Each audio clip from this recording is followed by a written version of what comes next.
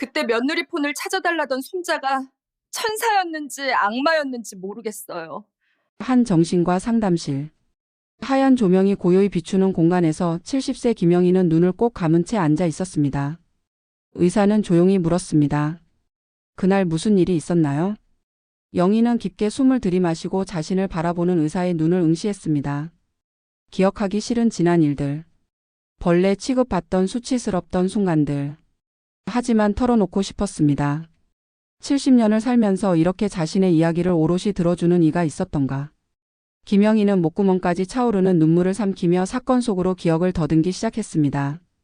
이야기는 6개월 전으로 거슬러 올라갑니다. 과연 김영희 할머니에게는 무슨 일이 있었을까요? 지금부터 이야기를 따라가 보시죠. 4월의 오후. 햇살이 거실 창문으로 비스듬히 들어오던 평범한 날이었습니다. 김영희는 손자 민준이의 작은 손을 잡고 거실 바닥에 앉아 있었습니다. 5살배기 민준이는 레고 블록을 쌓다가 갑자기 고개를 들었습니다. 할머니, 엄마 폰 어디 있어? 민준이의 목소리는 맑고 천진난만했습니다. 영희는 주변을 둘러보았지만 며느리 수진의 핸드폰은 보이지 않았습니다. 잠깐만, 할머니가 찾아볼게. 영희는 무릎을 짚고 일어났습니다. 70평생을 살아온 몸은 예전 같지 않았습니다. 관절이 뻐근하게 울었고 허리를 펴는데도 몇 초가 걸렸습니다. 하지만 손자를 위해서라면 이 정도 불편함쯤은 아무것도 아니었습니다. 그녀는 자신의 낡은 스마트폰을 꺼내 며느리에게 전화를 걸었습니다. 벨소리가 울렸습니다. 어디선가 희미하게 진동음이 들려왔습니다. 영희는 소리를 따라 천천히 걸어갔습니다. 거실 소파 옆, 텔레비전 앞, 주방 입구를 지나 다시 거실로 돌아왔습니다. 소리는 거실 한가운데 놓인 유리 탁자 근처에서 나고 있었습니다. 여기 있네. 영희는 탁자 아래를 들여다보았습니다. 탁자 다리 사이 카펫 모서리에 검은색 휴대폰이 뒤집혀 있었습니다. 영희는 허리를 숙여 폰을 집어들었습니다. 그 순간 화면이 켜졌습니다. 그리고 그녀는 그것을 보았습니다. 화면 위쪽에 떠 있는 발신자 표시. 자신의 전화번호 위에 적힌 이름. 그 이름은 시어머니도 어머님도 영희도 아니었습니다. 바, 퀴, 벌, 레. 3글자가 또렷하게 박혀 있었습니다. 그 옆에는 작은 사각형 안에 자신의 얼굴이 들어 있었습니다. 작년 추석 때 찍은 사진이었습니다. 한복을 입고 환하게 웃고 있던 자신의 모습. 그 웃는 얼굴 위에 바퀴벌레라는 이름이 붙어 있었습니다. 영희의 손이 떨렸습니다. 핸드폰이 손에서 미끄러져 떨어질 뻔했습니다. 그녀는 황급히 폰을 다시 잡았습니다. 눈을 감았다가 다시 떴습니다. 혹시 잘못 본 것은 아닐까? 하지만 화면은 변하지 않았습니다. 여전히 그 3글자가 또렷했습니다. 할머니 찾았어? 민준이의 목소리가 멀리서 들려왔습니다. 영희는 대답하지 못했습니다. 입술이 바짝 말라붙어 있었습니다. 가슴 한가운데가 텅 비는 것 같았습니다. 무언가 날카로운 것이 심장을 찌르는 듯한 통증이 밀려왔습니다. 응, 찾았어. 할머니가 갖다 줄게. 영희는 간신히 목소리를 짜냈습니다. 손자에게 들키면 안 됐습니다. 이 아이는 아직 어렸습니다. 세상의 잔인함을 알 나이가 아니었습니다. 영희는 휴대폰을 탁자 위에 조심스럽게 올려놓았습니다. 그리고 부엌으로 향했습니다. 부엌 싱크대에 손을 짚고 서서 영희는 깊게 숨을 들이마셨습니다. 가슴이 답답했습니다. 숨이 제대로 쉬어지지 않았습니다. 눈앞이 흐려졌습니다. 70년을 살면서 이런 모욕을 당해본 적이 있었던가. 바퀴벌레. 그 단어가 머릿속에서 맴돌았습니다. 밟아도 죽지 않고 기어다니는 벌레. 더럽고 역겹고 사람들이 혐오하는 존재. 며느리는 자신을 그렇게 생각하고 있었던 것입니다. 영희는 수돗물을 틀어 찬물로 얼굴을 씻었습니다. 차가운 물이 뺨을 타고 흘러내렸지만 가슴속 열기는 식지 않았습니다. 거울 속 자신의 얼굴을 바라보았습니다. 주름진 얼굴, 흰 머리카락, 탁해진 눈동자. 이것이 며느리가 보는 자신의 모습이었습니다. 바퀴벌레. 그날 저녁 가족이 모두 모였을 때도 영희는 아무 말도 하지 못했습니다. 저녁 식탁에는 영희가 정성껏 준비한 음식들이 놓여 있었습니다. 된장찌개, 제육볶음, 시금치, 나물, 김치. 아들 재혁이는 밥을 먹으며 회사 이야기를 했고 며느리 수지는 핸드폰을 보며 무언가를 검색하고 있었습니다. 민준이는 반찬을 골라가며 먹었습니다. 어머니 오늘 제육볶음 맛있네요. 수진이 말했습니다. 밝고 다정한 목소리였습니다. 영희는 고개를 들어 며느리를 바라보았습니다. 수진은 여전히 웃고 있었습니다. 20대 후반의 수진은 예뻤습니다. 긴 생머리, 하얀 피부, 날씬한 몸매.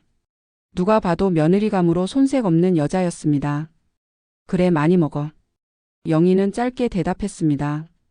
더 이상 말을 잇지 못했습니다. 목구멍에 무언가 걸린 것처럼 답답했습니다. 수진의 얼굴을 똑바로 바라볼 수가 없었습니다.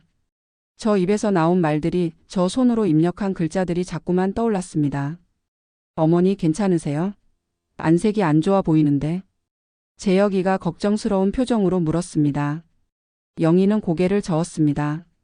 아니야, 괜찮아. 그냥 좀 피곤한가 봐. 많이 무리하지 마세요. 제가 설거지 할게요. 수진이 말했습니다. 영희는 고개를 끄덕였습니다. 식사를 마친 후 그녀는 자신의 방으로 들어갔습니다. 방문을 닫는 순간 영희는 무너졌습니다. 침대에 주저앉아 두 손으로 얼굴을 감쌌습니다. 눈물이 터져 나왔습니다. 소리 내어 울고 싶었지만 참았습니다. 벽 너머로 가족들의 목소리가 들렸습니다. 텔레비전 소리, 민준이의 웃음소리, 설거지하는 소리. 나는 그냥 밥하고 청소하고 손자 챙긴 쟤밖에 없는데. 영희는 작게 중얼거렸습니다. 자신이 무엇을 잘못했는지 알 수 없었습니다. 며느리를 힘들게 한 적이 있었던가? 간섭한 적이 있었던가? 아니었습니다. 오히려 영희는 조심했습니다. 며느리가 불편해할까봐 최대한 눈에 띄지 않으려 노력했습니다. 아침에는 일찍 일어나 조용히 움직였습니다. 며느리가 늦잠을 자도 깨우지 않았습니다. 손자 민준이를 돌보고 청소를 하고 식사를 준비했습니다. 며느리가 집안일을 하지 않아도 뭐라 하지 않았습니다. 젊은 사람들은 바쁘니까 이해해야 한다고 스스로를 다독였습니다. 저녁에는 재혁과 수진이 늦게 들어와도 따뜻한 밥을 차려 놓았습니다. 손자가 보고 싶어도 며느리가 피곤해 보이면 재우고 나서 조용히 얼굴만 보았습니다. 명절에는 친정 가고 싶다는 며느리를 먼저 보내고 자신은 집에 남아 제사를 준비했습니다. 그런데 왜 바퀴벌레였을까? 영희는 베개에 얼굴을 묻었습니다. 목 놓아 울고 싶었지만 그럴 수 없었습니다. 이 집에서 자신은 울 권리조차 없는 것 같았습니다. 소리가 새어나가면 가족들이 걱정할 것입니다. 아니, 걱정이 아니라 귀찮아할지도 몰랐습니다. 밤은 깊어갔지만 잠은 오지 않았습니다. 영희는 천장을 바라보며 누워 있었습니다. 머릿속으로 지난 몇 년간의 기억들이 스쳐 지나갔습니다. 아들이 수진을 데려와 소개했던 날, 결혼식 날, 손자가 태어났던 날, 행복했던 순간들이라고 생각했던 기억들이 이제는 다르게 보였습니다. 혹시 그때부터 며느리는 자신을 싫어했던 것일까? 웃는 얼굴 뒤에 숨겨진 진심을 몰랐던 것일까? 영희는 이불을 끌어당겨 몸을 감쌌습니다. 4월의 밤은 아직 쌀쌀했습니다. 하지만 추위는 바깥이 아니라 안에서 왔습니다. 가슴속 깊은 곳에서 올라오는 서늘함이었습니다. 시계는 새벽 2시를 가리키고 있었습니다. 영희는 침대에서 일어나 창문 쪽으로 갔습니다. 커튼을 조금 열자 아파트 단지의 불빛들이 보였습니다. 누군가는 아직도 깨어있는 모양이었습니다. 영희처럼 잠 못 이루는 사람이 또 있을까? 아니면 행복한 꿈을 꾸고 있을까? 영희는 자신의 핸드폰을 집어들었습니다. 통화 기록을 다시 확인했습니다. 며느리에게 걸었던 전화. 그 전화를 받았을 때 화면에 떴던 이름. 바퀴벌레. 영희는 핸드폰을 내려놓았습니다. 문득 궁금해졌습니다. 언제부터였을까? 며느리가 자신을 그렇게 저장한 것이 언제부터였을까? 처음부터였을까? 아니면 어느 순간부터였을까? 영희는 기억을 더듬어 보았습니다. 작년 추석. 그때 며느리와 다툰 적이 있었습니다. 사소한 일이었습니다. 민준이가 때를 써서 과자를 먹고 싶어 했는데 수진이 안 된다고 했습니다. 하지만 영희는 손자가 불쌍해서 몰래 과자를 주었습니다. 그것을 수진이 봤습니다. 어머니, 제가 안 된다고 했잖아요. 수진의 목소리는 차가웠습니다. 영희는 당황했습니다. 미안해, 애가 너무 보채서.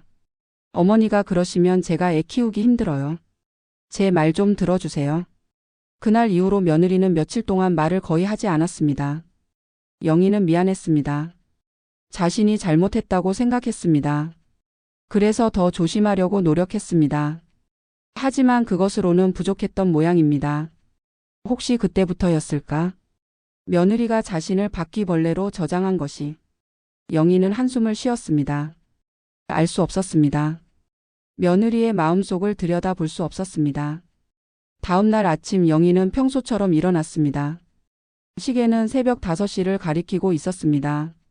몸은 무거웠지만 습관적으로 일어났습니다. 세수를 하고 머리를 빗고 부엌으로 향했습니다. 아침 식사를 준비해야 했습니다. 재혁은 7시에 출근하고 수지는 8시에 나가야 했습니다. 밥을 짓고 국을 끓이고 반찬을 꺼내 놓았습니다. 김치찌개가 보글보글 끓는 소리가 고요한 새벽을 채웠습니다. 영희는 국자로 국물을 떠서 맛을 보았습니다. 간이 적당했습니다. 하지만 입안에서는 아무 맛도 느껴지지 않았습니다. 7시가 되자 재혁이 일어났습니다. 그는 부엌으로 와서 밥을 먹었습니다. 어머니 잘 먹겠습니다. 그래 많이 먹어. 짧은 대화였습니다. 재혁은 급히 밥을 먹고 회사로 향했습니다. 영희는 설거지를 시작했습니다. 그릇을 씻으며 창밖을 바라보았습니다. 봄 햇살이 아파트 단지를 비추고 있었습니다. 나무들은 초록색으로 물들기 시작했습니다. 세상은 아름다웠지만 영희의 마음은 회색빛이었습니다. 8시쯤 수진이 일어났습니다. 그녀는 화장을 하고 옷을 갈아입었습니다. 부엌에 와서 커피를 내렸습니다. 어머니, 저 오늘 늦을 것 같아요. 저녁은 알아서 드세요. 그래, 알았어. 수지는 커피를 마시며 핸드폰을 확인했습니다. 바로 그 핸드폰이었습니다. 검은색 케이스에 쌓인 그 기계 안에 자신이 바퀴벌레로 저장되어 있었습니다. 영희는 눈길을 돌렸습니다. 보고 싶지 않았습니다. 수진이 나간 후 집은 조용해졌습니다. 민준이는 아직 자고 있었습니다. 영희는 거실 소파에 앉았습니다. 텔레비전을 켰지만 내용이 들어오지 않았습니다. 화면 속 사람들은 웃고 떠들었지만 그녀의 귀에는 아무것도 들리지 않았습니다. 그때 문득 생각이 들었습니다. 언제부터였을까? 며느리가 자신을 그렇게 저장한 것이 언제부터였을까? 영희는 궁금했습니다. 하지만 확인할 방법이 없었습니다. 며느리의 핸드폰을 다시 볼 수는 없었습니다. 영희는 한숨을 쉬며 일어났습니다. 민준이를 깨워야 할 시간이었습니다. 아이는 유치원에 가야 했습니다. 영희는 손자의 방으로 갔습니다. 민준이는 곤히 자고 있었습니다. 작고 귀여운 얼굴. 영희는 손자의 머리를 쓰다듬었습니다. 민준아, 일어나야지. 민준이가 눈을 떴습니다. 졸린 눈으로 할머니를 바라보았습니다. 할머니. 응, 유치원 가야지. 일어나자. 영희는 손자를 씻기고 옷을 입히고 밥을 먹였습니다. 그리고 유치원 버스 정류장까지 데려다 주었습니다. 민준이가 버스에 올라타며 손을 흔들었습니다. 할머니, 다녀올게. 그래, 조심해서 다녀와. 영희는 손을 흔들며 버스가 사라질 때까지 지켜보았습니다. 버스가 보이지 않게 되자 그녀는 천천히 집으로 돌아왔습니다. 그리고 그날 오후 영희는 우연히 그것을 발견했습니다. 집으로 돌아온 영희는 청소를 시작했습니다. 거실, 주방, 화장실, 방들을 차례로 돌며 먼지를 닦고 바닥을 쓸었습니다. 청소기를 돌리고 걸레질을 하고 창문을 닦았습니다. 몸은 힘들었지만 움직이는 것이 좋았습니다. 가만히 앉아 있으면 자꾸 어제 본 그 화면이 떠올랐습니다. 수진과 재혁의 방을 청소할 차례였습니다. 영희는 문을 열고 들어갔습니다. 방은 어질러져 있었습니다. 침대 위에 옷들이 놓여 있고 화장대에는 화장품들이 흩어져 있었습니다. 영희는 한숨을 쉬며 정리를 시작했습니다. 옷을 개고 화장품을 정돈하고 바닥을 쓸었습니다.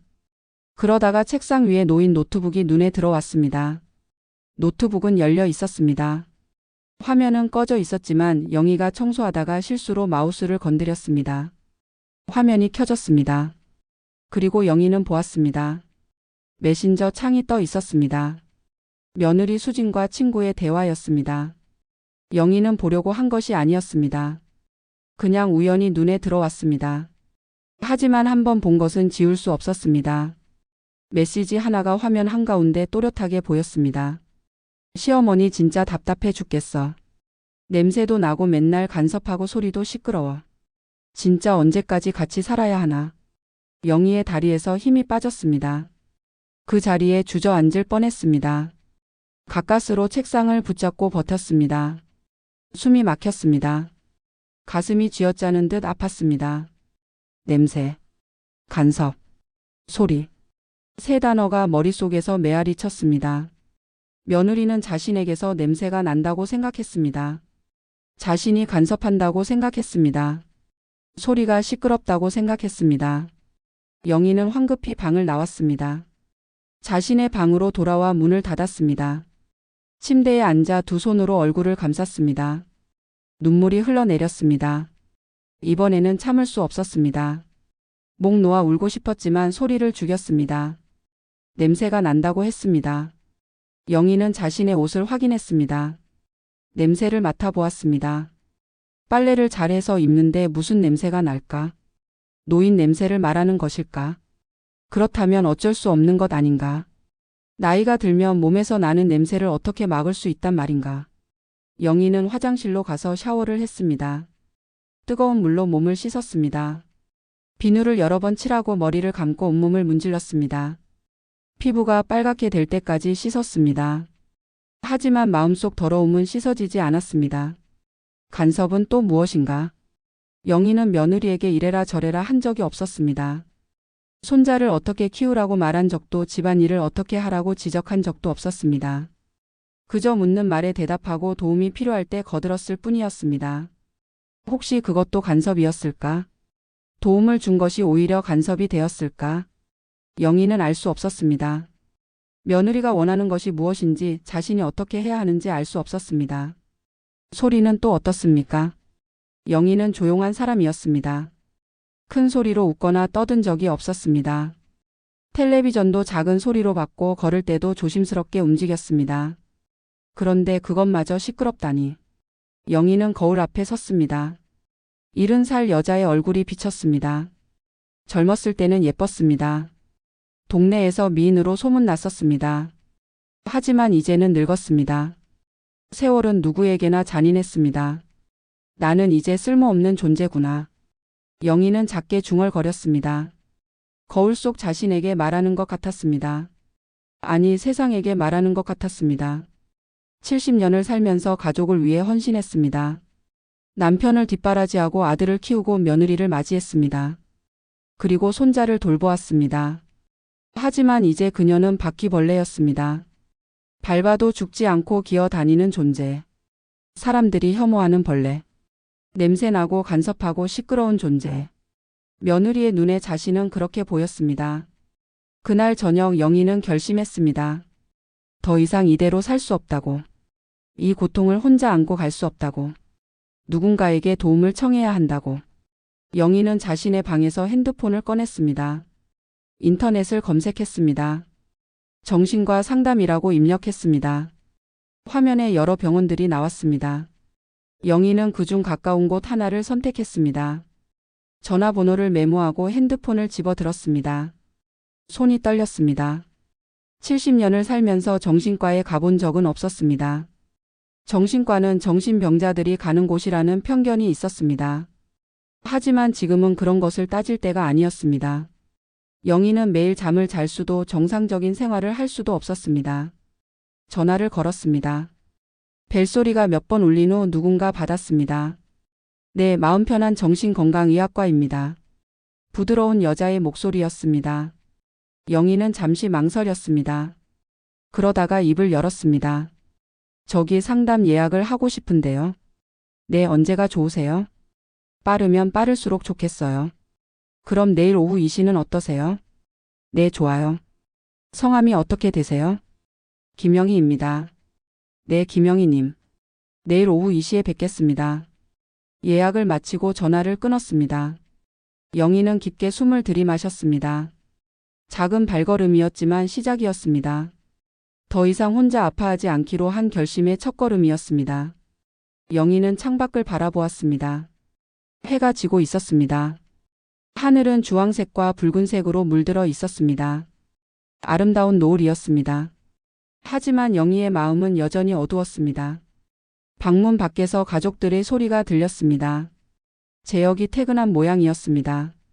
민준이가 아빠를 반기는 소리, 수진이 저녁 준비하는 소리.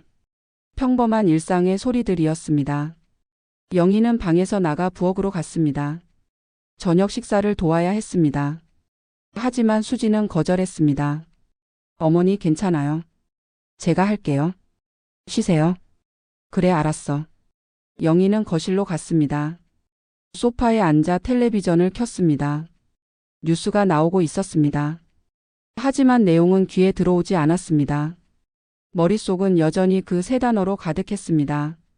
냄새, 간섭, 소리. 저녁 식사 시간이 되었습니다. 영희는 식탁에 앉았습니다. 수진이 준비한 음식들이 놓여 있었습니다. 영희는 밥을 떠서 입에 넣었습니다. 하지만 씹어도 맛이 느껴지지 않았습니다. 그저 삼키기 위해 씹을 뿐이었습니다. 어머니 입맛이 없으세요? 재혁이 물었습니다. 영희는 고개를 저었습니다. 아니야, 괜찮아. 요즘 안색이 안 좋아 보이시는데 병원 한번 가보시는 게 어때요? 응, 그래야겠다. 내일 병원 가볼게. 영희는 거짓말을 하지 않았습니다. 내일 정말로 병원에 갈 것이었습니다. 다만 어떤 병원인지는 말하지 않았을 뿐이었습니다. 식사를 마친 후 영희는 다시 자신의 방으로 들어갔습니다. 침대에 누워 천장을 바라보았습니다. 내일이면 의사를 만나게 됩니다. 그에게 무슨 말을 해야 할까? 어디서부터 이야기를 시작해야 할까? 영희는 눈을 감았습니다. 어둠 속에서 그 화면이 다시 떠올랐습니다. 바퀴벌레라는 세 글자. 자신의 웃는 얼굴 위에 붙어 있던 그 이름. 그리고 며느리가 친구에게 보낸 메시지. 시어머니 진짜 답답해 죽겠어. 냄새도 나고 맨날 간섭하고 소리도 시끄러워. 그 말들이 가슴에 비수처럼 꽂혔습니다. 영희는 이불을 끌어당겨 몸을 감쌌습니다. 추웠습니다. 봄이 왔지만 그녀의 세계는 여전히 겨울이었습니다. 다음 날 오후 영희는 병원으로 향했습니다. 아침에 민준이를 유치원에 보내고 집안일을 대충 정리한 후 외출했습니다. 수진에게는 친구를 만나러 간다고 말했습니다. 거짓말이었지만 어쩔 수 없었습니다. 정신과에 간다고 말하면 괜한 소동이 일어날 것 같았습니다. 버스를 타고 병원으로 갔습니다. 마음 편한 정신건강의학과는 큰 건물 3층에 있었습니다. 영희는 엘리베이터를 타고 올라갔습니다. 3층에 내려서 병원 문을 열었습니다. 안은 생각보다 조용하고 깨끗했습니다. 부드러운 조명, 편안한 소파, 잔잔한 음악. 영희는 접수대로 갔습니다. 예약하신 김영희 님이신가요? 네, 맞아요. 이쪽에 앉아서 잠시만 기다려주세요. 곧 호출해 드리겠습니다. 영희는 대기실에 앉았습니다. 몇 명의 사람들이 더 있었습니다.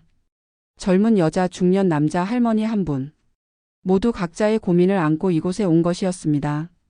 영희만 힘든 것이 아니었습니다. 얼마 후 이름이 불렸습니다. 김영희님 3번 상담실로 들어오세요. 영희는 일어나 상담실로 향했습니다. 문을 열고 들어가자 한 여자 의사가 웃으며 맞이했습니다. 40대 중반쯤 되어 보이는 온화한 인상이었습니다. 안녕하세요, 김영희님. 저는 담당 의사 박진희입니다. 편하게 앉으세요. 영희는 의자에 앉았습니다. 의사는 책상 너머에서 영희를 바라보았습니다. 판단하는 눈빛이 아니었습니다. 따뜻하고 이해하는 눈빛이었습니다. 오늘 어떤 일로 오셨나요? 의사가 물었습니다. 영희는 잠시 망설였습니다. 어디서부터 이야기해야 할까? 그러다가 천천히 입을 열었습니다. 며느리 폰에서 제 이름이 바퀴벌레로 저장된 걸 봤어요. 그 말을 하는 순간 영희의 눈에서 눈물이 흘러내렸습니다. 참으려고 했지만 참을 수 없었습니다. 의사는 휴지를 건네 주었습니다. 많이 힘드셨겠네요. 천천히 이야기해 주세요. 영희는 눈물을 닦으며 이야기를 시작했습니다. 손자가 엄마 폰을 찾아달라고 한 것, 폰을 집어들었을 때 본 화면, 그 이름, 그리고 며느리의 메시지. 모든 것을 쏟아냈습니다. 의사는 조용히 들었습니다. 중간에 끊지 않았고 판단하지 않았습니다. 그저 고개를 끄덕이며 영희의 이야기를 받아주었습니다. 그래서 지금 어떤 기분이 드세요? 의사가 물었습니다. 영희는 잠시 생각했습니다. 모르겠어요. 화가 나기도 하고 슬프기도 하고 억울하기도 하고 그런데 제일 큰 감정은 수치스러움이에요. 제가 정말로 그런 사람인가 싶어서. 그런 사람이요? 네. 냄새나고 간섭하고 시끄러운 사람. 바퀴벌레 같은 사람. 영희의 목소리가 떨렸습니다. 의사는 고개를 저었습니다. 아니에요, 할머니. 그런 사람이 아니에요. 며느리가 그렇게 생각하는 것일 뿐이에요. 그건 며느리의 문제이지 어르신의 문제가 아닙니다. 그 말에 영희는 또다시 눈물을 흘렸습니다. 누군가 자신을 이해해 준다는 것. 자신의 아픔을 인정해 준다는 것. 그것만으로도 위로가 되었습니다. 상담은 1시간 동안 이어졌습니다. 영희는 그동안 참았던 이야기들을 모두 쏟아냈습니다. 며느리와의 관계, 아들과의 관계, 손자에 대한 걱정, 그리고 자신의 미래에 대한 두려움. 의사는 끝까지 들어주었고 조언을 해주었습니다. 할머니, 지금 가장 중요한 것은 자신을 돌보는 거예요. 너무 오랫동안 다른 사람들만 돌보느라 자신을 잊고 사셨어요. 이제는 자신에게 집중할 시간입니다. 어떻게 하면 되나요? 일단은 이런 상담을 계속 받으시는 게 좋겠어요. 그리고 며느리와의 관계도 천천히 정리해 나가야 할 것 같습니다. 지금처럼 참기만 하면 할머니만 더 힘들어지실 거예요. 영희는 고개를 끄덕였습니다. 의사의 말이 맞았습니다. 더 이상 참을 수 없었습니다. 다음 주에 또 오세요. 천천히 함께 풀어가 봅시다. 네, 감사합니다. 영희는 상담실을 나왔습니다. 접수대에서 다음 예약을 잡고 병원을 나섰습니다. 바깥 공기가 상쾌했습니다. 마음이 조금 가벼워진 것 같았습니다. 하지만 영희는 아직 몰랐습니다. 진짜 충격은 일주일 후에 올 것이라는 것을. 집으로 돌아가는 길 영희는 하늘을 올려다보았습니다. 구름 사이로 햇살이 비쳤습니다. 세상은 여전히 아름다웠습니다. 그리고 어쩌면 자신도 다시 그 아름다움을 느낄 수 있을지 모른다는 희망이 조금씩 피어났습니다. 버스를 타고 집으로 돌아왔습니다. 현관문을 열고 들어가니 집은 조용했습니다. 수지는 아직 일하러 나간 상태였고 민준이는 유치원에 있었습니다. 영희는 창밖을 바라보았습니다. 봄 햇살이 따뜻했습니다. 나무들은 초록색으로 물들어 있었습니다. 새들이 지저귀고 아이들이 놀이터에서 뛰어놀았습니다. 세상은 계속 돌아갔습니다. 그날 저녁 가족이 모두 모였을 때도 영희는 평소처럼 행동했습니다. 밥을 먹고 손자와 놀아주고 설거지를 도왔습니다. 누구도 영희가 병원에 다녀온 것을 몰랐습니다. 누구도 영희의 마음속 고통을 알지 못했습니다. 밤이 되어 자신의 방으로 돌아온 영희는 침대에 누웠습니다. 오늘 의사가 해준 말들이 떠올랐습니다. 김영희 씨는 그런 사람이 아니에요. 며느리가 그렇게 생각하는 것일 뿐이에요. 그 말을 믿고 싶었습니다. 하지만 쉽지 않았습니다. 70년을 살면서 늘 다른 사람을 먼저 생각하고 자신을 뒤로 미뤘습니다. 이제 와서 자신을 먼저 생각하라니. 어떻게 해야 할지 알 수 없었습니다. 영희는 눈을 감았습니다. 내일은 또 어떤 하루가 될까? 며느리는 여전히 자신을 바퀴벌레로 생각할까? 아들은 알고 있을까? 손자는 언젠가 알게 될까? 질문들이 머릿속을 맴돌았습니다. 하지만 답은 없었습니다. 영희는 그저 잠들기를 기다렸습니다. 잠들면 적어도 꿈속에서는 이 고통에서 벗어날 수 있을 테니까. 일주일이 지났습니다. 영희는 일주일 내내 평소처럼 생활했습니다. 아침에 일어나 밥을 짓고 손자를 돌보고 청소를 하고 저녁을 준비했습니다. 겉으로는 아무 일도 없는 것처럼 보였습니다. 하지만 속으로는 계속 무너지고 있었습니다. 며느리 수진과 대화할 때마다 그 단어들이 떠올랐습니다. 냄새, 간섭, 소리, 바퀴벌레. 영희는 더욱 조심하게 되었습니다. 샤워를 더 자주 했고 향수를 뿌렸습니다. 말을 아꼈고 발소리를 죽였습니다.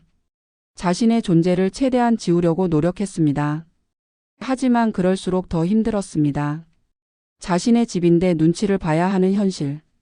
자신이 낳은 아들의 집인데 숨죽여야 하는 삶. 영희는 점점 작아졌습니다. 그리고 약속한 날 영희는 다시 병원을 찾았습니다. 두 번째 상담이었습니다. 의사 박진희는 영희를 따뜻하게 맞이했습니다. 어떻게 지내셨어요? 그냥 견디고 있어요. 견디기만 하셨군요. 변화는 없으셨나요? 영희는 고개를 저었습니다. 그리고 지난 일주일 동안의 이야기를 했습니다. 더욱 조심하게 된 것, 자신을 지우려고 노력한 것, 그럼에도 불구하고 계속되는 고통. 의사는 심각한 표정으로 들었습니다. 할머니, 그건 해결책이 아니에요. 자신을 지운다고 문제가 해결되는 게 아닙니다. 오히려 할머니만 더 힘들어지실 거예요. 그럼 어떻게 해야 하나요? 대화가 필요합니다. 며느리와 그리고 아들과 솔직하게 대화를 나눠야 해요. 영희는 고개를 저었습니다. 못해요. 만약 말했다가 관계가 더 나빠지면 어쩌죠? 손자도 못 보게 되면요? 하지만 지금처럼 살면 할머니가 무너지실 거예요. 이미 우울증 증상이 보이고 있어요. 영희는 눈물을 흘렸습니다. 의사의 말이 맞았습니다. 이미 자신은 무너지고 있었습니다. 상담은 2시간 가까이 이어졌습니다. 의사는 영희에게 항우울제를 처방했고 다음 주에 다시 오라고 했습니다.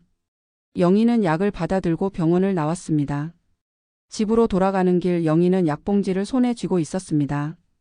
70년을 살면서 정신과 약을 먹게 될 줄은 몰랐습니다. 하지만 어쩔 수 없었습니다. 지금은 이것이 필요했습니다. 그리고 영희는 알지 못했습니다. 며느리가 자신을 바퀴벌레로 저장한 것이 일주일 전 바로 수진의 생일 다음 날이었다는 것을. 그날 영희가 수진에게 생일 선물로 금반지를 줬지만 수진은 그것이 마음에 들지 않았다는 것을. 그래서 화가 나서 연락처 이름을 바꿨다는 것을. 그리고 통화 메모에 적힌 냄새, 간섭, 소리라는 3단어는 수진이 친구와 통화하며 영희에 대해 불평한 내용을 정리해 놓은 것이라는 것을. 영희는 그 모든 것을 모른 채 집으로 돌아갔습니다. 그리고 그날 밤 약을 먹고 잠들었습니다. 꿈속에서라도 평화를 찾고 싶었습니다. 하지만 악몽은 계속되었습니다.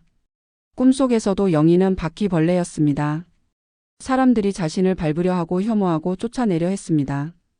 영희는 도망쳤지만 갈 곳이 없었습니다. 새벽에 깨어났을 때 영희의 베개는 눈물로 젖어 있었습니다. 며느리 참 착하네. 시어머니랑 같이 사는 것도 쉽지 않잖아요. 이웃 박순자가 엘리베이터 안에서 말했습니다. 영희와 수지는 함께 장을 보러 나가는 길이었습니다. 수지는 환하게 웃으며 대답했습니다. 어머니가 계셔서 제가 든든해요. 민준이도 할머니 손에서 크니까 얼마나 좋은지 몰라요. 수진의 목소리는 달콤했습니다. 박순자는 부러운 듯 고개를 끄덕였습니다. 요즘 같은 세상에 시어머니랑 사는 며느리가 어디 있어. 니네 아들이 복 받았네. 아이고 뭐려. 당연한 걸요. 엘리베이터가 1층에 도착했습니다. 문이 열리고 3사람은 밖으로 나왔습니다. 박순자는 반대편으로 가며 손을 흔들었습니다. 그래, 잘 다녀와. 영희와 수지는 마트로 향했습니다. 걸어가는 동안 수지는 핸드폰을 보며 쇼핑 목록을 확인했습니다. 영희는 옆에서 조용히 따라갔습니다. 방금 전 수진이 했던 말들이 머릿속에서 맴돌았습니다. 어머니가 계셔서 제가 든든해요. 그 말이 진심이었을까? 아니면 이웃들 앞에서만 하는 가식이었을까? 영희는 알 수 없었습니다. 수진의 핸드폰 속 자신의 이름은 바퀴벌레였습니다. 그런 사람이 어떻게 든든할 수 있을까? 마트에 도착했습니다. 수진은 카트를 끌며 매장을 돌아다녔습니다. 채소, 과일, 고기, 생선. 하나씩 카트에 담았습니다. 영희는 뒤를 따라가며 수진이 고르는 것들을 보았습니다. 어머니, 뭐 드시고 싶은 거 있으세요? 수진이 물었습니다. 밝은 표정이었습니다. 영희는 잠시 생각했습니다. 아니, 괜찮아. 네가 알아서 사. 그래도요, 어머니 좋아하시는 거 사드려야죠. 수지는 생선 코너로 갔습니다. 고등어를 집어들며 말했습니다. 어머니 고등어 좋아하시잖아요. 이거 사드릴게요. 그래, 고마워. 영희는 고개를 끄덕였습니다. 수진의 태도는 친절했습니다. 하지만 영희는 알고 있었습니다. 이것이 겉모습일 뿐이라는 것을. 집에 돌아가면 달라질 것이라는 것을. 장을 마치고 집으로 돌아왔습니다. 엘리베이터를 타고 올라가는 동안 수지는 핸드폰을 보고 있었습니다. 영희는 장바구니를 들고 서 있었습니다. 무거웠지만 불평하지 않았습니다. 집에 도착해 현관문을 열고 들어갔습니다. 수지는 신발을 벗으며 말했습니다. 어머니, 짐 정리는 제가 할게요. 쉬세요. 아니야, 내가 할게. 괜찮아요. 어머니 허리 안 좋으시잖아요. 수지는 장바구니를 받아들고 부엌으로 갔습니다. 영희는 거실에 남았습니다. 소파에 앉아 수진이 정리하는 모습을 바라보았습니다. 수진은 능숙하게 냉장고에 식재료를 넣었습니다. 하지만 영희는 알아차렸습니다. 수진이 자신이 산 고등어를 냉동실 맨 뒤에 밀어 넣는 것을 보이지 않는 곳에, 아마도 꺼내지 않을 곳에. 영희는 아무 말도 하지 않았습니다. 저녁 시간이 되었습니다. 수진이 저녁을 준비하고 있었습니다. 영희는 도와주려고 부엌에 갔습니다. 뭘 도와줄까? 어머니 괜찮아요. 앉아 계세요. 아니야, 내가 반찬이라도 만들게. 영희는 냉장고를 열고 깻잎을 꺼냈습니다. 깻잎 장아찌를 만들려고 했습니다. 간장, 마늘, 고춧가루를 준비하고 깻잎을 씻기 시작했습니다. 수지는 옆에서 고기를 굽고 있었습니다. 연기가 피어올랐습니다. 그때 수진이 코를 찡그리며 말했습니다. 어머니, 반찬 냄새가 너무 강해요. 환기 좀 시켜야겠어요. 수지는 창문을 활짝 열었습니다. 찬바람이 들어왔습니다. 영희는 손을 멈췄습니다. 미안해, 냄새가 심했구나. 아니에요, 괜찮아요. 그냥 환기만 시키면 돼요. 수진의 목소리는 부드러웠습니다. 하지만 그 말 속에는 불편함이 담겨 있었습니다. 영희는 깻잎을 다시 씻었습니다. 손이 차가운 물에 시렸습니다. 식사 준비가 끝났습니다. 재혁이 퇴근하고 민준이를 데려왔습니다. 가족이 모두 식탁에 앉았습니다. 수진이 차린 음식들이 놓여 있었습니다. 그리고 구석에 영희가 만든 깻잎 장아찌가 있었습니다. 잘 먹겠습니다. 모두 함께 말했습니다. 밥을 먹기 시작했습니다. 재혁은 고기를 집어 먹었고 민준이는 계란찜을 먹었습니다. 수지는 샐러드를 먹으며 다이어트 이야기를 했습니다. 요즘 헬스장 다니는데 효과가 있는 것 같아요. 그래? 좋네. 열심히 해. 재혁이 대답했습니다. 영희는 조용히 밥을 먹었습니다. 자신이 만든 깻잎 장아찌를 먹는 사람은 아무도 없었습니다. 영희만 혼자 먹었습니다. 식사가 끝나고 설거지를 하려는데 수진이 말했습니다. 어머니, 설거지는 제가 할게요. 아니야, 내가 할게. 요즘은 그렇게 안 해요. 식기세척기 쓰면 되니까 편해요. 수진은 식기를 모아 식기세척기에 넣었습니다. 영희는 옆에 서서 지켜보았습니다. 자신이 할 일이 없었습니다. 청소도 제가 할게요. 어머니는 쉬세요. 수진의 말은 친절했습니다. 하지만 그 속에는 다른 의미가 숨어 있었습니다. 어머니는 안 해도 돼요. 아니, 어머니는 하지 마세요. 영희는 자신의 방으로 돌아갔습니다. 침대에 앉아 창밖을 바라보았습니다. 밤하늘에는 별이 보이지 않았습니다.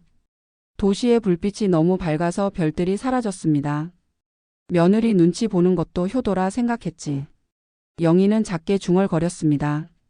아들이 편하게 살 수 있도록, 며느리와 갈등이 없도록, 손자가 행복하게 자랄 수 있도록. 그래서 참았습니다. 모든 것을. 하지만 이제는 알았습니다. 참는다고 해결되는 것이 아니라는 것을. 오히려 자신만 무너진다는 것을. 며칠 후 영희는 또 다른 현실을 마주했습니다. 아침에 일어나 부엌으로 갔습니다. 밥을 하려고 했는데 수진이 먼저 와 있었습니다. 이미 아침 준비를 하고 있었습니다. 어머니 주무셨어요? 아침은 제가 차릴게요. 아니야, 내가 할게. 괜찮아요. 어머니 몸도 안 좋으신데 쉬세요. 수진은 계속 요리를 했습니다. 영희는 할 말을 잃었습니다. 자신의 역할이 사라지는 것 같았습니다. 가족을 위해 밥을 하던 것이 이제는 수진의 몫이 되었습니다. 아침을 먹고 재혁이 출근했습니다. 수진도 민준이를 유치원에 데려다주고 외출했습니다. 집에는 영희만 남았습니다. 영희는 청소를 시작했습니다. 거실을 쓸고 걸레질을 하고 창문을 닦았습니다. 하지만 얼마 지나지 않아 수진이 돌아왔습니다. 어머니, 청소하세요? 응, 조금 하고 있어. 수진은 영희가 닦은 곳들을 둘러보았습니다. 그리고 말했습니다. 어머니, 요즘은 청소도 방법이 있어요. 제가 하는 거 보여드릴게요. 수진은 영희에게서 걸레를 받아들었습니다. 그리고 자신의 방식으로 다시 닦기 시작했습니다. 영희는 옆에 서서 지켜보았습니다. 이렇게 하면 더 깨끗해져요. 어머니 방식은 좀 옛날 방식이라서요. 수진의 말은 정중했습니다. 하지만 그 속에는 비판이 담겨 있었습니다. 영희의 방식은 틀렸다는 것. 시대에 뒤떨어졌다는 것. 영희는 아무 말도 하지 못했습니다. 자신의 방으로 돌아가 문을 닫았습니다.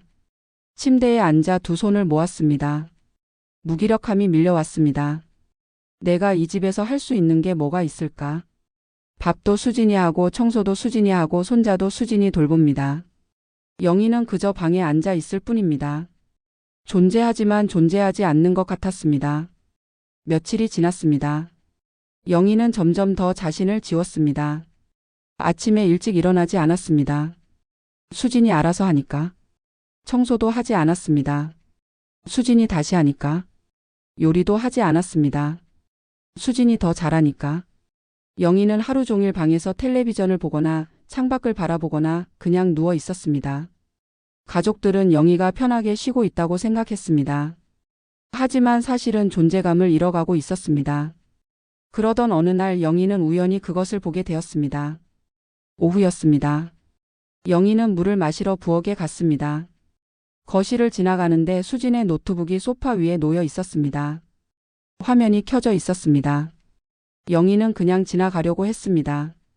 하지만 화면에 보이는 문서 제목이 눈에 들어왔습니다. 주거비 절감 계획서. 영희의 발걸음이 멈췄습니다. 주거비 절감이라니. 무슨 내용일까? 궁금증이 일었습니다. 아니, 궁금증이 아니라 불안함이었습니다. 영희는 주변을 둘러보았습니다. 수진은 민준이를 데리러 나간 상태였습니다. 집에는 자신뿐이었습니다. 영희는 조심스럽게 노트북 앞으로 다가갔습니다. 화면을 내려보았습니다. 문서가 펼쳐져 있었습니다. 그리고 그 내용을 보는 순간 영희의 심장이 멎는 것 같았습니다. 김영희 명의 아파트 매도 후 재투자. 그 아래에는 상세한 계획이 적혀 있었습니다. 마이너스 현재 김영희 명의 아파트 시세 약 5억 원. 마이너스 매도 후 소형 아파트 구입 약 2억 원. 마이너스 차액 3억 원으로 재투자. 마이너스 예상 수익률 연 10%. 영희는 숨이 막혔습니다. 자신의 아파트를 판다고요? 자신에게 물어보지도 않고요? 영희는 화면을 계속 읽었습니다. 문서에는 더 많은 내용이 있었습니다. 김영희를 작은 아파트로 이사시키고 남은 돈으로 재혁과 수진이 더 큰 집을 구입한다는 계획이었습니다. 심지어 김영희의 동의 없이 진행할 수 있는 방법까지 연구되어 있었습니다. 법적 대리인 지정 절차, 치매 진단서 발급 방법, 재산관리권 이전 절차. 영희의 손이 떨렸습니다. 이게 무슨 말일까? 치매 진단서? 나는 치매가 아닙니다. 멀쩡합니다. 하지만 며느리는 자신을 치매 환자로 만들려고 계획하고 있었습니다. 더 읽었습니다. 그리고 더 큰 충격을 받았습니다. 김영희 명의 대출 승인 완료 마이너스 1억 원. 대출이요? 영희는 대출을 받은 적이 없습니다.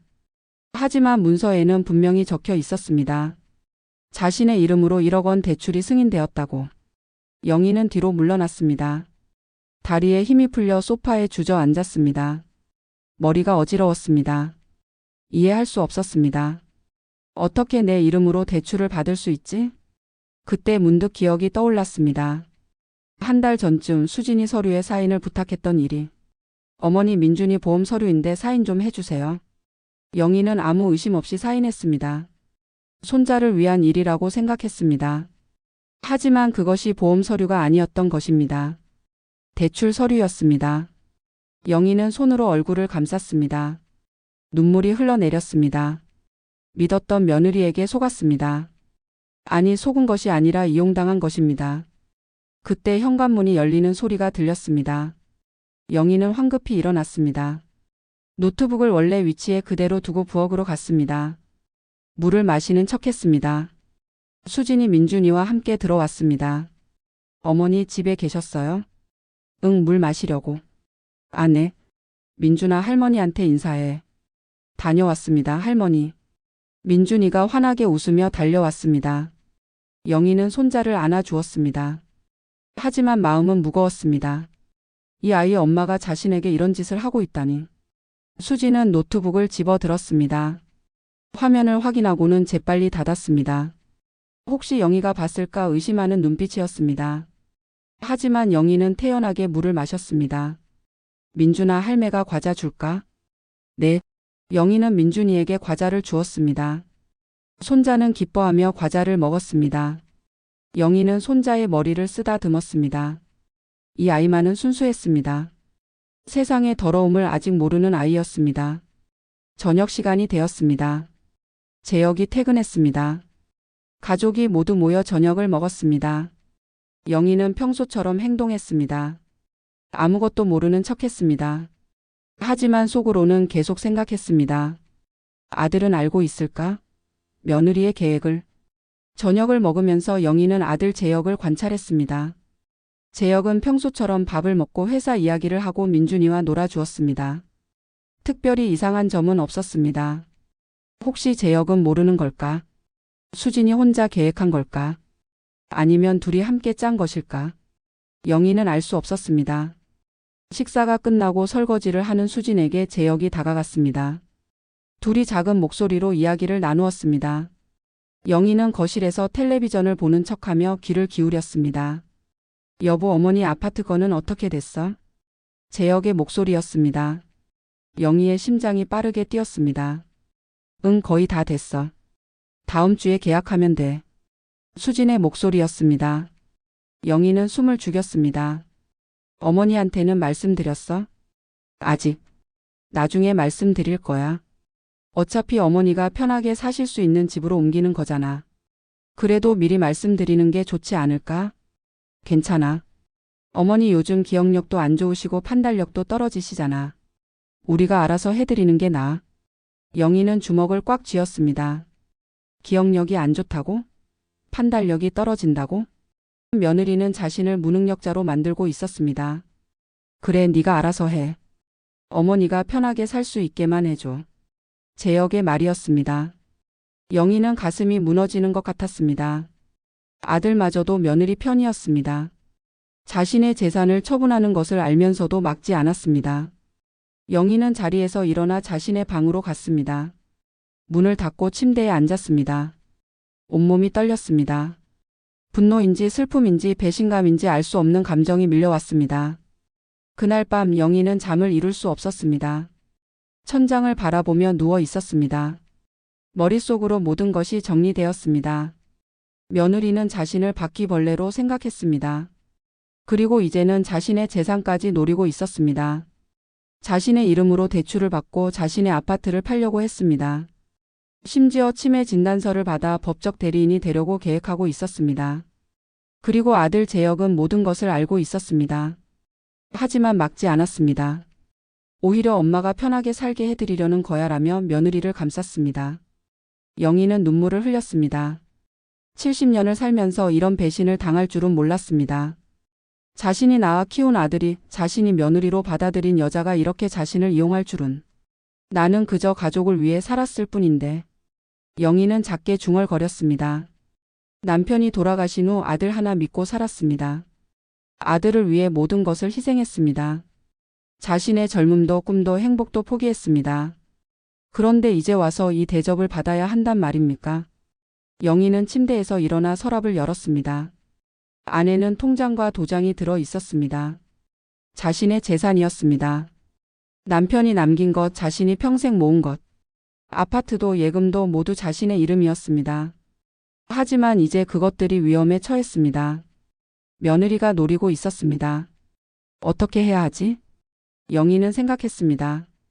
이대로 당하고만 있을 수는 없었습니다. 하지만 어떻게 해야 할지 알 수 없었습니다. 며느리와 맞서 싸울 수 있을까? 아들을 설득할 수 있을까? 영희는 통장을 다시 서랍에 넣었습니다. 그리고 핸드폰을 집어들었습니다. 정신건강의학과의 전화번호를 찾았습니다. 다음 상담 날짜를 확인했습니다. 이틀 후였습니다. 의사 선생님께 말씀드려야겠어. 영희는 결심했습니다. 이 모든 것을 털어놓아야 했습니다.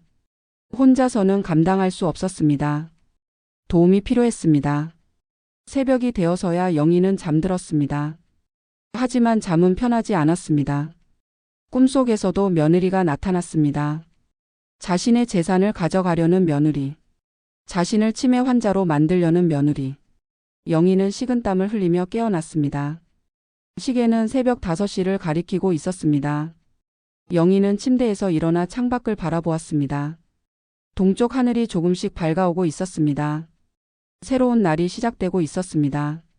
하지만 영희에게 이 새로운 날은 희망이 아니라 또 다른 시련이었습니다. 이틀이 지났습니다. 드디어 상담 날이었습니다. 영희는 아침 일찍 준비를 했습니다. 샤워를 하고 깔끔한 옷을 입고 머리를 단정하게 빗었습니다. 거울 속 자신을 바라보았습니다. 70세의 여자. 하지만 눈빛만은 또렷했습니다. 나는 치매가 아니야. 나는 멀쩡해. 영희는 자신에게 말했습니다. 며느리가 뭐라고 하든 자신은 정상이었습니다. 기억력도 좋고 판단력도 있었습니다. 아침 식사를 마치고 집을 나섰습니다. 수진에게는 병원에 간다고만 말했습니다. 어떤 병원인지는 말하지 않았습니다. 어머니 혼자 괜찮으세요? 제가 같이 갈까요? 수진이 물었습니다. 겉으로는 걱정하는 표정이었습니다. 하지만 영희는 알고 있었습니다.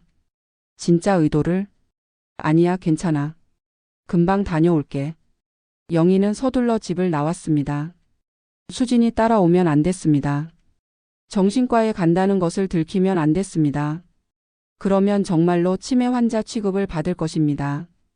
버스를 타고 병원으로 갔습니다. 마음 편한 정신건강의학과. 이제는 익숙한 곳이었습니다. 엘리베이터를 타고 3층으로 올라갔습니다. 접수를 하고 대기실에 앉았습니다. 얼마 지나지 않아 이름이 불렸습니다. 김영희님 3번 상담실로 들어오세요. 영희는 일어나 상담실로 들어갔습니다. 의사가 반갑게 맞이했습니다. 어서 오세요, 할머니. 그동안 어떻게 지내셨어요? 선생님, 큰일 났어요. 영희의 목소리는 떨리고 있었습니다. 의사는 심각한 표정이 되었습니다. 무슨 일이세요? 천천히 말씀해 주세요. 영희는 지난 이틀 동안 알게 된 모든 것을 이야기했습니다. 수진의 노트북에서 본 문서, 자신의 아파트를 팔려는 계획, 자신의 이름으로 받은 대출, 치매 진단서를 받으려는 음모, 그리고 아들 재혁이 모든 것을 알고 있다는 사실. 의사는 놀란 표정으로 들었습니다. 중간중간 메모를 하며 고개를 끄덕였습니다. 할머니, 이건 심각한 문제입니다. 경제적 학대에 해당할 수 있어요. 경제적 학대요? 네. 노인의 재산을 동의 없이 처분하거나 본인 명의로 대출을 받는 것은 명백한 범죄입니다. 영희는 숨을 들이마셨습니다. 범죄라니. 자신의 며느리가 범죄를 저지르고 있었습니다. 어떻게 해야 하나요? 일단 증거를 확보해야 합니다.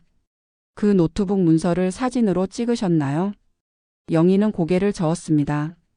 아니요, 생각을 못했어요. 괜찮습니다. 대출권은 은행에 문의하면 확인할 수 있어요. 그리고 아파트 매매 계약은 아직 진행되지 않았으니 막을 수 있습니다. 의사는 메모지에 무언가를 적었습니다. 제가 아는 변호사가 있습니다. 노인 인권 전문 변호사예요. 연락처를 드릴 테니 상담을 받아보세요. 변호사요? 영희는 당황했습니다. 변호사까지 필요한 일인가요? 네, 할머니. 이건 가족 간의 문제로만 볼 수 없어요. 법적 조치가 필요합니다. 니의 재산과 권리를 보호해야 해요. 영희는 메모지를 받아들었습니다. 변호사 이름과 전화번호가 적혀 있었습니다. 그리고 할머니, 한 가지 더 중요한 게 있어요. 뭔가요? 치매 진단서 문제입니다. 혹시 며느리가 할머니를 데리고 다른 병원에 가자고 하면 절대 가지 마세요. 그쪽에서 거짓 진단서를 받을 수 있어요. 영희는 소름이 돋았습니다. 그런 일까지 가능한 겁니까? 만약 꼭 가야 한다면 제가 추천하는 병원으로 가세요. 정확한 검사를 받으실 수 있게 제가 도와드릴게요. 감사합니다, 선생님. 영희는 눈물을 흘렸습니다. 이렇게 자신을 도와주는 사람이 있다는 것이 고마웠습니다. 상담은 2시간 가까이 이어졌습니다. 의사는 영희에게 앞으로 해야 할 일들을 차근차근 알려주었습니다. 은행 방문, 변호사 상담, 통장과 도장 안전하게 보관하기, 중요한 서류에 함부로 사인하지 않기. 할머니, 가장 중요한 건 자신을 지키는 거예요. 니는 아무 문제 없는 정상적인 분이에요. 그걸 잊지 마세요. 네, 잊지 않을게요. 영희는 병원을 나섰습니다. 손에는 변호사 연락처가 든 메모지가 쥐어져 있었습니다. 마음이 조금 가벼워졌습니다. 혼자가 아니라는 것, 도와줄 사람이 있다는 것, 그것만으로도 힘이 되었습니다. 하지만 집으로 돌아가는 길 영희는 또 다른 결심을 했습니다. 직접 확인해야겠어. 대출이 정말로 자신의 이름으로 나갔는지, 얼마나 나갔는지, 어느 은행에서 나갔는지 확인해야 했습니다. 영희는 버스에서 내려 근처 은행으로 향했습니다. 시중은행 지점이었습니다. 문을 열고 들어가 번호표를 뽑았습니다. 차례를 기다렸습니다. 23번 손님 3번 창구로 오세요. 영희는 창구로 갔습니다. 젊은 여자 직원이 앉아 있었습니다. 무엇을 도와드릴까요? 저기 제 명의로 대출이 나간 게 있는지 확인하고 싶은데요. 신분증 있으세요? 영희는 신분증을 꺼내 건넸습니다. 직원은 컴퓨터로 조회를 시작했습니다. 잠시 후 직원의 표정이 굳어졌습니다. 손님 신용대출 1억 원이 지난달에 실행되었네요. 1억 원이요?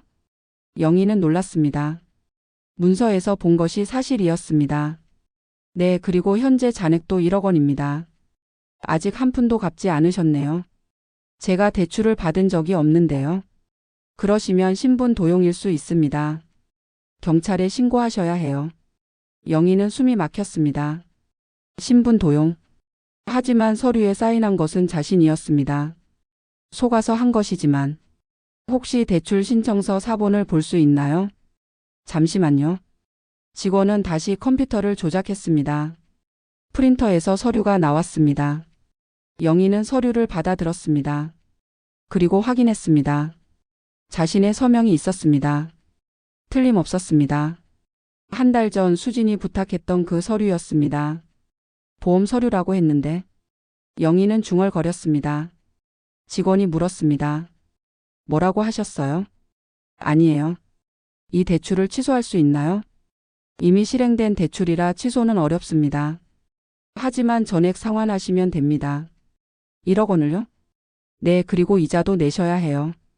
현재까지 이자가 약 80만 원 정도 됩니다. 영희는 눈앞이 캄캄했습니다. 1억 원. 자신에게 그런 돈이 어디 있습니까?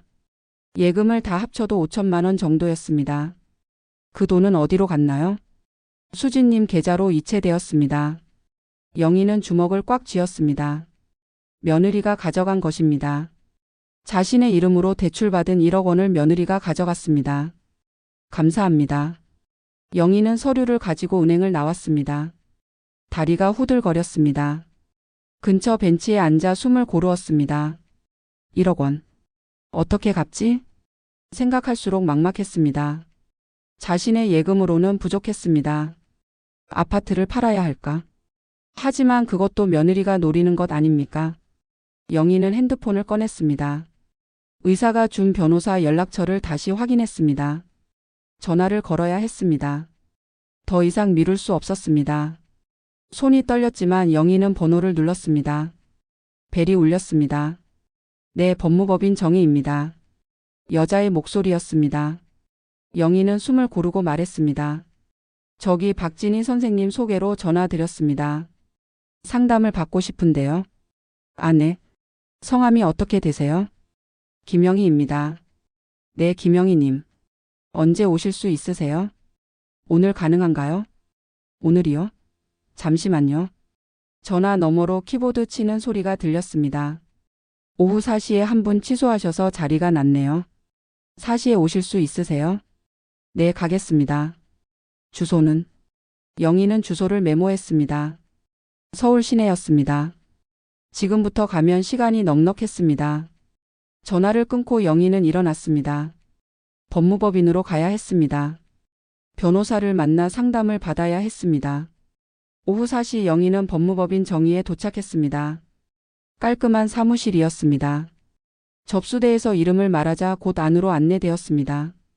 상담실 문을 열고 들어가니 40대 중반쯤 되어 보이는 여자 변호사가 앉아 있었습니다.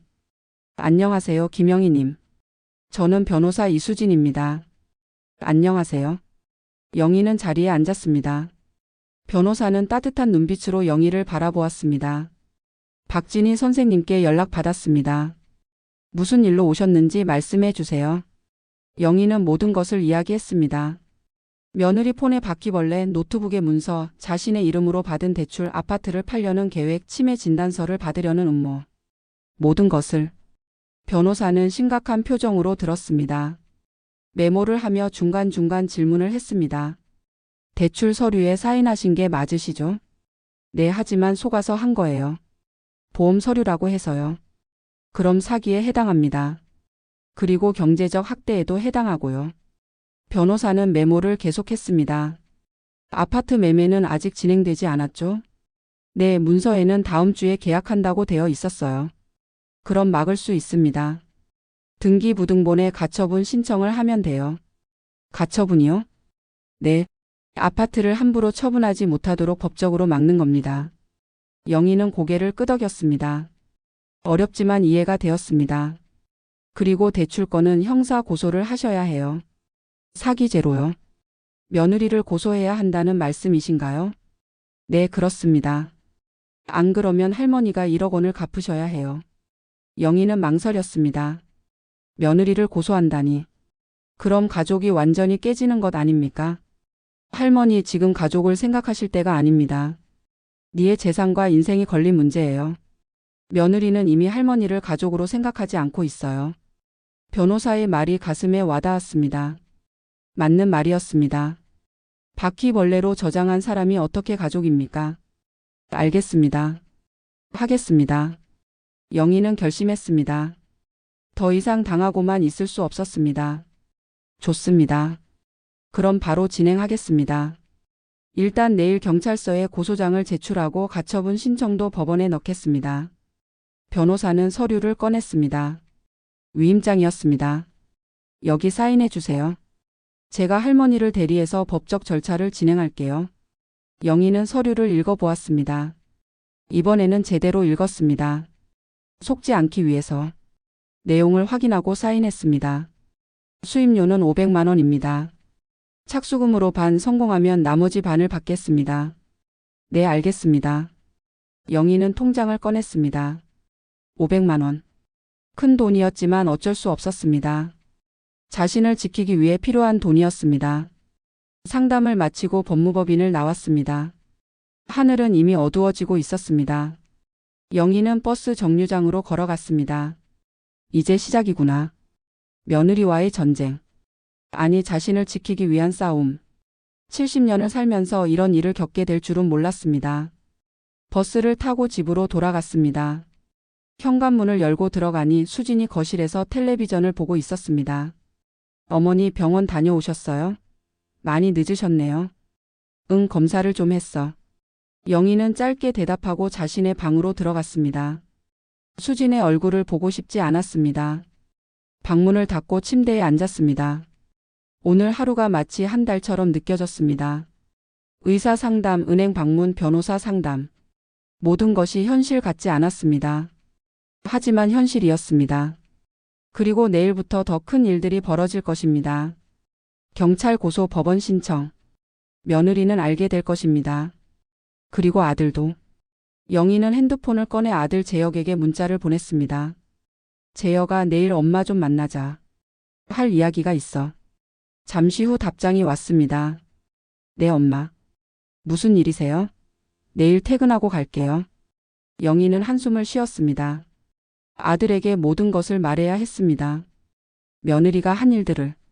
그리고 자신이 내린 결정을. 아들은 어떤 반응을 보일까? 엄마 편을 들어줄까 아니면 아내 편을 들까? 영희는 알 수 없었습니다. 밤이 깊어갔습니다. 영희는 잠들 수 없었습니다. 내일이 두려웠습니다. 하지만 동시에 기대도 되었습니다. 드디어 이 모든 것이 끝날 수 있다는 것. 자신을 되찾을 수 있다는 것. 영희는 창밖을 바라보았습니다. 어둠 속에서 희미하게 별이 보였습니다. 작지만 반짝이는 빛. 영희에게도 그런 빛이 있을까? 어둠 속에서도 빛날 수 있을까? 할 수 있어. 나는 할 수 있어. 영희는 자신에게 말했습니다. 70년을 살아온 힘으로. 이 시련도 이겨낼 것입니다. 그리고 언젠가 자신도 다시 웃을 수 있을 것입니다. 진심으로. 행복하게. 그날을 기다리며 영희는 눈을 감았습니다. 선생님, 그날 이후로 소리가 들려요. 영희는 상담실 의자에 앉아 두 손을 꼭 쥐고 있었습니다. 박진희 의사는 조용히 영희를 바라보며 물었습니다. 무슨 소리가 들리시나요? 며느리 목소리로 요양원 하면서요. 영희의 목소리는 떨렸습니다. 의사는 메모를 하며 고개를 끄덕였습니다. 그 소리는 언제부터 들리기 시작했나요? 며칠 전부터요. 잠들려고 하면 들려요. 아니, 잠들어서도 들려요. 꿈속에서도요. 영희는 눈을 감았습니다. 그날의 기억이 생생했습니다. 사흘 전이었습니다. 사흘 전 그날도 평범한 아침이었습니다. 영희는 일찍 일어나 부엌으로 갔습니다.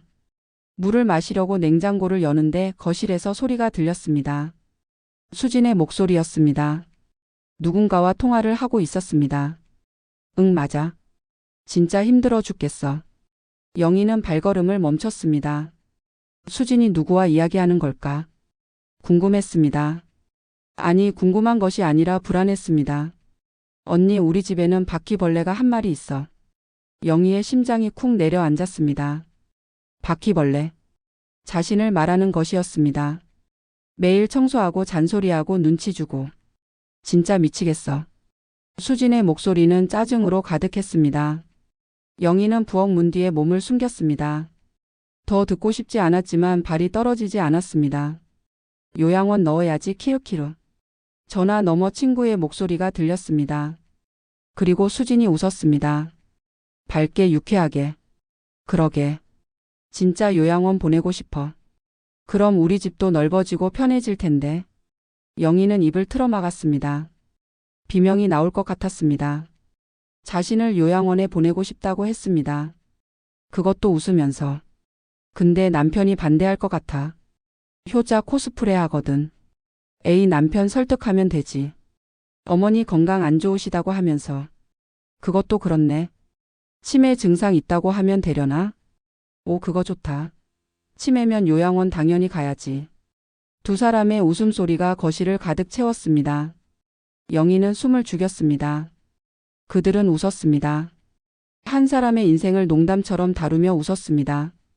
그래, 나중에 얘기하자. 애 유치원 보내고 전화할게. 통화가 끊어졌습니다.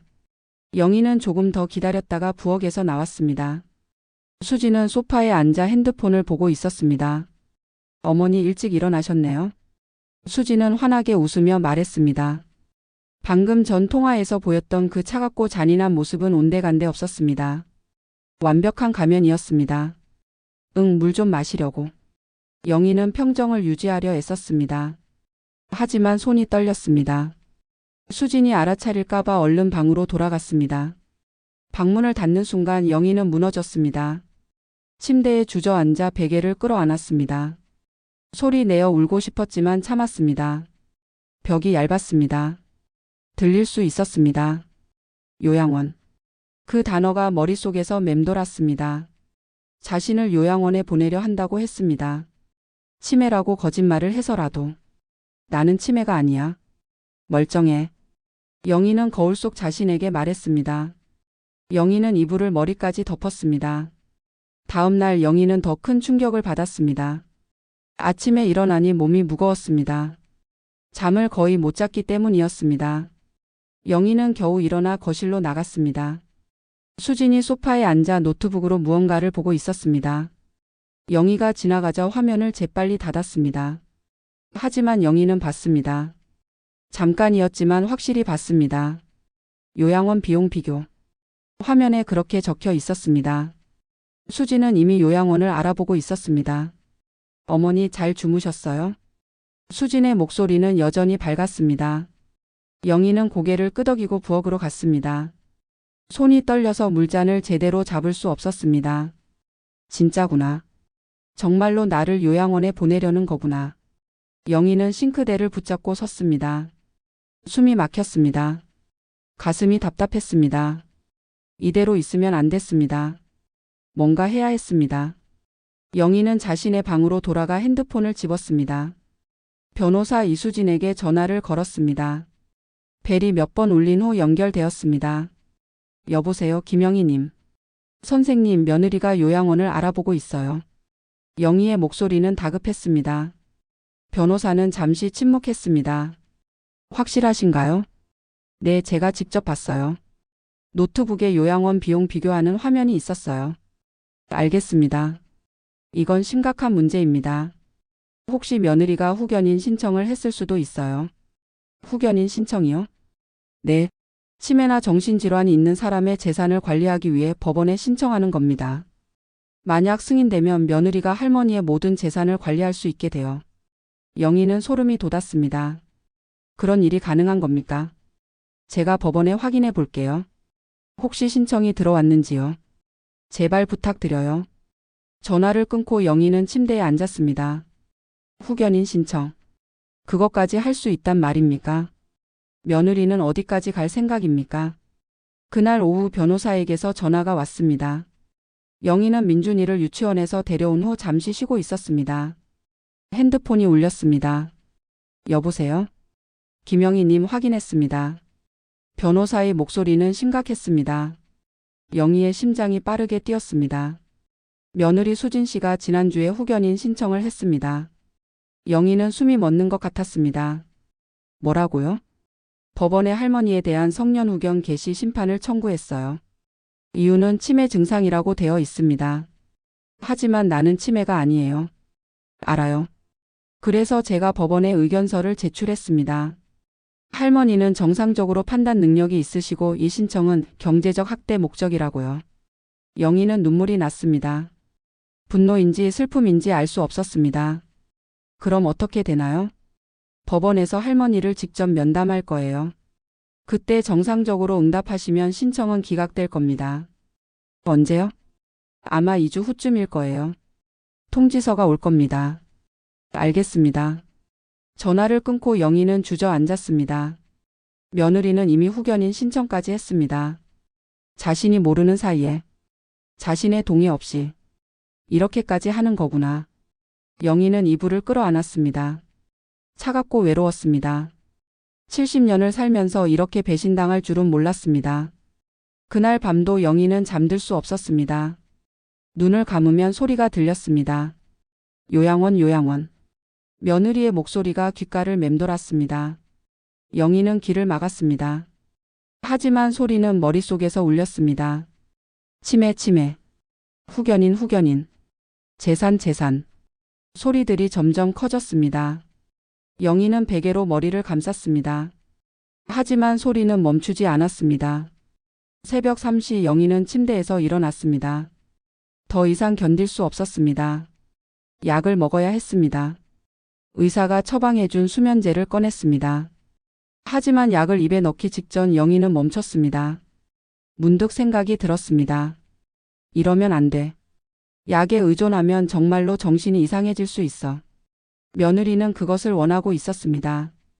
영희가 정신적으로 무너지기를. 그래야 치매라고 주장할 수 있으니까. 영희는 약을 다시 서랍에 넣었습니다. 대신 차가운 물로 세수를 했습니다. 정신을 차려야 했습니다. 무너지면 안 됐습니다. 거울 속 자신을 바라보았습니다. 눈 밑에 다크서클이 생겼습니다.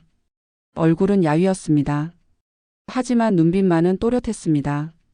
나는 정상이야. 멀쩡해. 치매가 아니야. 영희는 자신에게 말했습니다. 매일 말해야 했습니다. 스스로를 설득해야 했습니다. 다음 날 영희는 박진희 의사를 찾아갔습니다. 예약 없이 갔지만 의사는 영희를 받아주었습니다. 상담실에 들어서자마자 영희는 울음을 터뜨렸습니다. 선생님, 소리가 들려요. 며느리 목소리로. 의사는 영희를 진정시키고 이야기를 들었습니다. 요양원 이야기, 후견인 신청, 밤마다 들리는 소리들. 할머니, 그건 환청이 아니에요. 환청이 아니라고요? 네. 외상 후 스트레스 장애의 증상입니다. 너무 큰 충격을 받아서 그 기억이 반복적으로 떠오르는 거예요. 영희는 고개를 끄덕였습니다. 이해가 되었습니다. 하지만 이대로 두면 안 됩니다. 할머니의 정신 건강이 심각하게 악화될 수 있어요. 어떻게 해야 하나요? 일단 그 집에서 나오셔야 해요. 계속 스트레스 환경에 노출되면 회복이 불가능합니다. 영희는 놀랐습니다. 집에서 나온다고요? 하지만 어디로 가요? 갈 곳이 없는데. 친구분이나 친척분 집은 없으세요? 영희는 생각했습니다. 친구들은 대부분 세상을 떠났거나 멀리 살았습니다. 친척들도 연락이 끊긴 지 오래였습니다. 고향에 집이 있어요. 작지만 거기로 가세요. 잠시라도 떨어져 계셔야 해요. 영희는 망설였습니다. 고향 집은 20년 넘게 비어 있었습니다. 낡았을 것입니다. 하지만 선택의 여지가 없었습니다. 알겠습니다. 생각해 볼게요. 상담을 마치고 집으로 돌아오는 길 영희는 결심했습니다. 고향으로 가야겠다고. 잠시라도 이 지옥에서 벗어나야겠다고. 그날 저녁 영희는 아들 재혁을 불렀습니다. 재혁아, 엄마 할 이야기가 있어. 재혁은 방으로 들어왔습니다. 영희는 침대에 앉아 아들을 바라보았습니다. 무슨 일이세요, 엄마? 엄마가 고향에 좀 다녀올까 해. 고향이요? 갑자기 왜요? 오래 못 가봤잖아. 집도 좀 정리하고. 재혁은 고개를 갸웃했습니다. 혼자 가시려고요? 제가 같이 갈까요? 아니야, 혼자 갈게. 너는 회사 다녀야지. 언제 가실 건데요? 다음 주쯤. 재혁은 잠시 생각하다가 말했습니다. 알겠어요. 그런데 엄마 요즘 좀 안 좋아 보이세요? 괜찮으세요? 영희는 고개를 끄덕였습니다. 응, 괜찮아. 그냥 좀 피곤해서 그래. 병원은 잘 다니시고 계시죠? 응, 잘 다니고 있어. 재혁은 안심한 듯 밖으로 나갔습니다. 영희는 한숨을 쉬었습니다. 아들에게 진실을 말하고 싶었습니다. 며느리가 한 일들을. 하지만 지금은 아니었습니다. 영희는 옷장을 열었습니다. 짐을 싸기 시작했습니다. 옷 몇 벌, 세면도구, 약. 많지 않았습니다. 그리고 서랍에서 통장과 도장을 꺼냈습니다. 이건 절대 두고 갈 수 없어.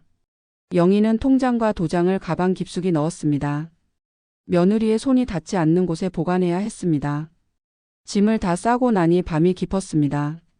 영희는 침대에 누웠습니다. 오늘은 소리가 들리지 않았습니다. 아니, 들려도 신경 쓰지 않았습니다. 조금만 참자. 곧 여기서 나갈 수 있어. 그 생각에 조금 마음이 편해졌습니다. 영희는 눈을 감았습니다. 그리고 잠들었습니다. 오랜만에 깊은 잠이었습니다. 일주일이 지났습니다. 그 일주일 동안 영희는 조용히 준비를 했습니다. 변호사와 상의해서 중요한 서류들을 챙겼습니다. 은행에 가서 예금을 정리했습니다. 그리고 가장 중요한 일을 했습니다. 부동산 명의 이전. 영희는 변호사의 도움을 받아 자신의 아파트 지분을 신탁회사에 맡겼습니다. 이렇게 하면 며느리가 함부로 팔 수 없었습니다. 법원의 허가 없이는 불가능했습니다. 그리고 예금도 안전한 곳으로 옮겼습니다. 새로운 계좌를 만들고 기존 계좌는 최소 금액만 남겨두었습니다. 만약 며느리가 손을 뗀다 해도 큰 피해는 없을 것입니다. 모든 준비가 끝났습니다. 이제 떠날 일만 남았습니다. 떠나는 날 아침 영희는 일찍 일어났습니다. 가방을 챙기고 방을 정리했습니다. 마지막으로 거울을 보았습니다. 잘했어. 니는 잘하고 있어. 영희는 자신에게 말했습니다. 그리고 방문을 열고 나갔습니다. 거실에는 아무도 없었습니다. 재혁은 출근했고 수지는 민준이를 유치원에 데려다 주러 나간 상태였습니다. 좋았습니다. 인사하지 않아도 됐습니다. 영희는 현관문을 열었습니다. 밖으로 나가려는 순간 뒤에서 목소리가 들렸습니다. 어머니 어디 가세요? 수진이었습니다. 언제 돌아왔는지 거실에 서 있었습니다. 아, 고향에 좀 다녀올게. 혼자요? 제가 같이 갈까요? 아니야, 괜찮아. 영희는 서둘러 문을 나섰습니다. 수진의 얼굴을 보고 싶지 않았습니다. 뒤돌아보지 않고 계단을 내려갔습니다. 엘리베이터를 타고 1층으로 내려왔습니다. 아파트 단지를 빠져나와 버스 정류장으로 갔습니다. 고향으로 가는 버스를 탔습니다. 창밖을 바라보며 영희는 생각했습니다. 이제 시작이라고. 자신을 되찾는 여정의 시작이라고. 버스는 천천히 도시를 벗어났습니다. 고층 건물들이 사라지고 농가 밭이 나타났습니다. 하늘은 맑았습니다.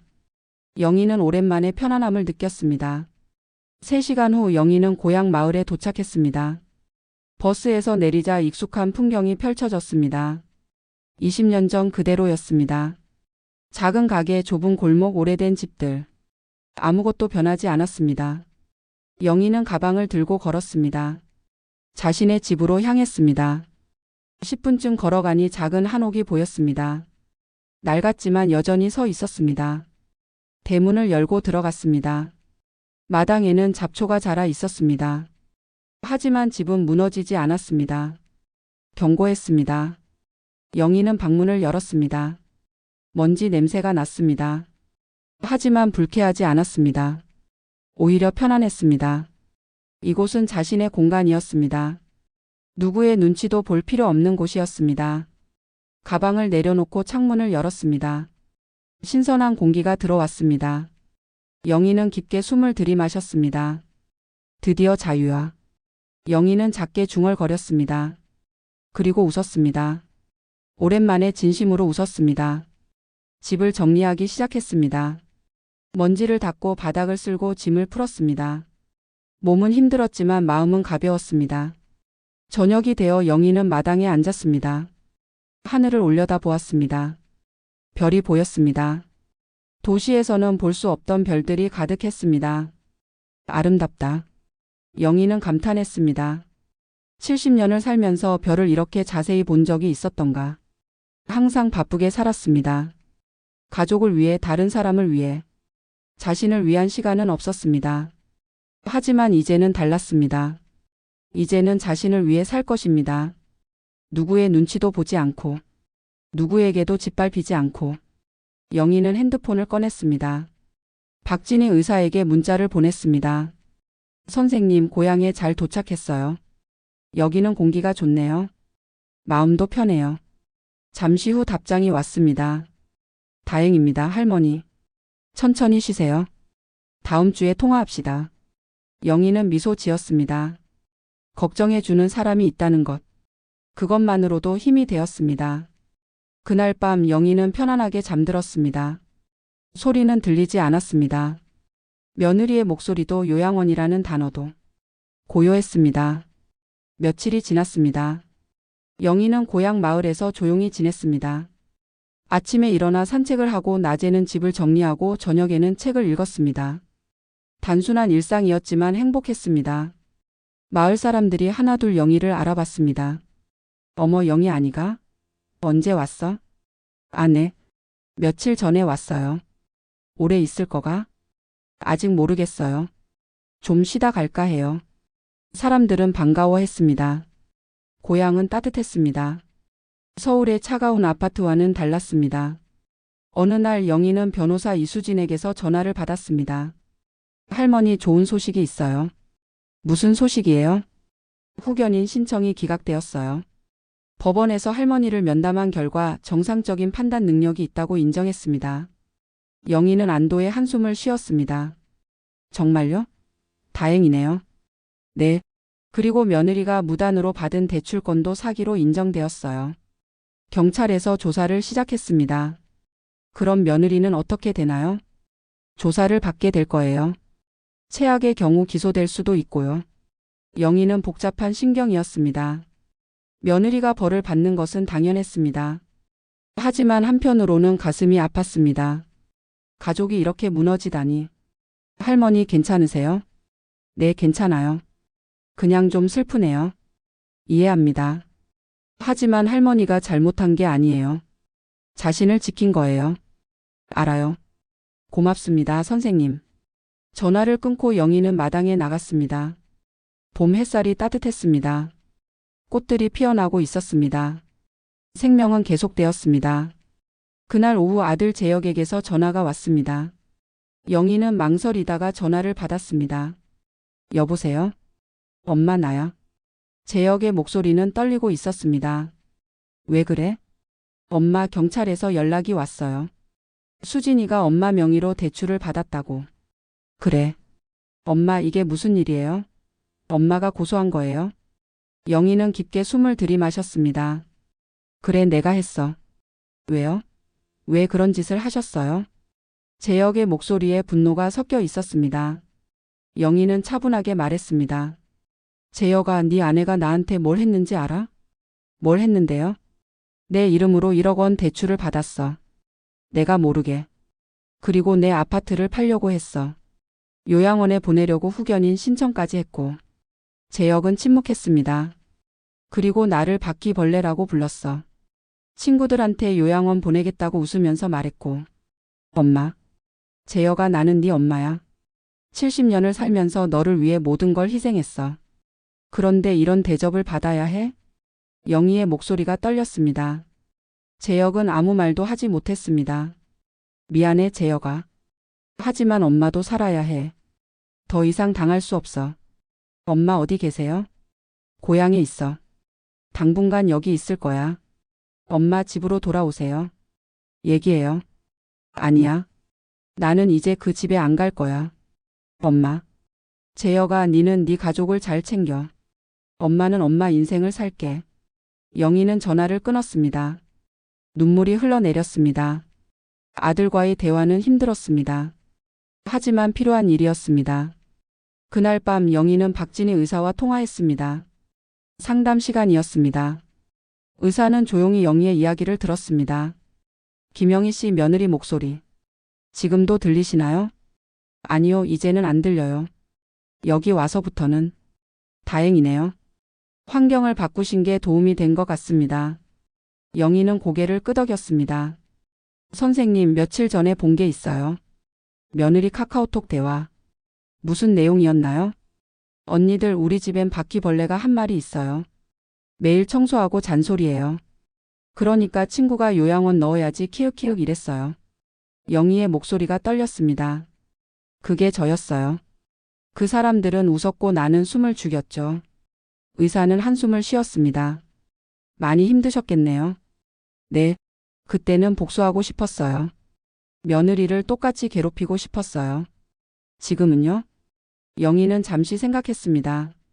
지금은 복수 대신 제 삶을 되찾으려 해요. 의사는 미소 지었습니다. 좋은 결정이십니다. 복수는 자신도 다치게 하거든요. 네, 알아요. 그냥 제 인생을 사는 게 최고의 복수인 것 같아요. 맞습니다. 그리고 할머니, 한 가지 더 말씀드리고 싶은 게 있어요. 뭔가요? 할머니는 강한 분이세요. 이 모든 걸 견뎌내고 여기까지 오셨잖아요. 영희는 눈물이 났습니다. 누군가 자신을 인정해 준다는 것. 그것만으로도 위로가 되었습니다.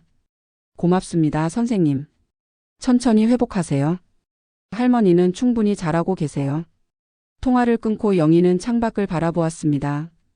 달이 떠 있었습니다. 밝고 아름다웠습니다. 복수 대신 제 삶을. 영희는 그 말을 되뇌었습니다. 맞는 말이었습니다. 며느리를 벌하는 것보다 자신이 행복해지는 것이 중요했습니다. 2주가 지났습니다. 영희는 고향에서 새로운 일상을 만들어가고 있었습니다. 아침에 일어나 동네를 산책하고 텃밭을 가꾸고 이웃들과 이야기를 나눴습니다. 마을 노인정에도 나가기 시작했습니다. 또래 어르신들과 어울리며 웃고 떠들었습니다. 오랜만에 느끼는 소속감이었습니다. 영희 씨, 요즘 얼굴이 밝아졌어요. 노인정 회장 할머니가 말했습니다. 영희는 미소 지었습니다. 그래요? 기분이 좋아서 그런가 봐요. 서울 생활이 힘들었나 봐요. 네, 좀 그랬어요. 영희는 자세한 이야기는 하지 않았습니다. 그저 고향이 좋다고만 말했습니다. 어느 날 영희는 마을 입구 정자에 앉아 쉬고 있었습니다. 그때 낯선 차 한 대가 마을로 들어왔습니다. 차가 멈추더니 한 남자가 내렸습니다. 재혁이었습니다. 영희의 심장이 빠르게 뛰었습니다. 재혁은 주변을 둘러보다가 영희를 발견했습니다. 다가왔습니다. 엄마. 왜 왔어? 엄마 보러 왔죠. 재혁은 영희 옆에 앉았습니다. 둘은 잠시 말없이 앉아 있었습니다. 엄마, 미안해요. 재혁이 먼저 입을 열었습니다. 영희는 아들을 바라보았습니다. 뭐가 미안한데? 제가 몰랐어요. 수진이가 그런 짓을 할 줄은. 정말 몰랐어? 영희의 목소리는 차가웠습니다. 재혁은 고개를 숙였습니다. 아니요. 아파트 매매건은 알았어요. 하지만 엄마를 위한 거라고 생각했어요. 나를 위해? 내 동의도 없이? 죄송합니다. 재혁의 눈에 눈물이 맺혔습니다. 영희는 한숨을 쉬었습니다. 재혁아, 나는 네 엄마야. 하지만 그 전에 한 사람이야. 내 삶이 있고 내 권리가 있어. 알아요, 엄마. 너는 항상 수진이 편만 들었어. 나한테는 참으라고만 했지. 죄송해요. 재혁은 고개를 숙인 채 울었습니다. 영희는 아들의 어깨를 바라보았습니다. 미운 마음도 있었지만 한편으로는 측은했습니다. 재혁아, 나는 너를 미워하지 않아. 하지만 용서하기는 아직 힘들어. 알아요, 엄마. 시간을 주세요. 제가 잘못을 바로잡을게요. 수진이는 어떻게 됐어? 경찰 조사받고 있어요. 변호사 선임했고요. 민준이는? 잘 있어요. 엄마 보고 싶어 해요. 영희는 손자 생각에 눈물이 났습니다. 보고 싶었습니다. 하지만 지금은 아니었습니다. 조금만 기다려. 내가 좀 더 안정되면 민준이 보러 갈게. 네, 엄마. 재혁은 한참을 더 앉아 있다가 일어났습니다. 엄마 건강하세요. 자주 올게요. 그래, 조심해서 가. 재혁은 차에 올라타고 떠났습니다. 영희는 차가 사라질 때까지 지켜보았습니다. 가슴이 복잡했습니다.